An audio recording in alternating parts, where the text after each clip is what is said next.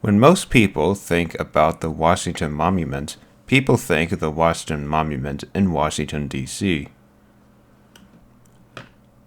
But what if I told you that the Washington Monument that you are seeing and the millions of tourists that see is not the first one that was built, but rather the third one that was completed in 1888? The second Washington Monument was completed in 1829 in Baltimore, Maryland. The first Washington Monument was built in western Maryland, located on South Mountain, which is 1 mile east of Boonsboro, Maryland. This monument was completed on July 4th, 1827. Unlike the other Washington monuments that deal with urban traffic and massive crowds, this monument can be accessed through the Appalachian Trail or by driving up to the state park. Every year, many bird watchers come here between September through mid-November to see millions of birds pass by. At one point during the Civil War in 1862, this monument was used as a signal station and its surrounding area, and was important during the Antietam campaign for the Union Army and the Confederate Army. It was used again as a signal station in 1863 in the battles of Boonsboro and Funkstown. The monument was built out of rugged stone by the people of Boonsboro.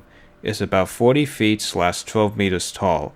The land surrounding the Washington Monument was bought by the Washington County Historical Society in 1922, and it was handed over to the state of Maryland for Parks of Development in 1934, and became a state and national historical monument in 1972. Today, the Washington Monument is under the authority of the Maryland Park Service. It really is an amazing place. It's about a 15 to 20 minute walk along the Appalachian Trail from the parking lot. It's never crowded, and you never have to be in a line for anything.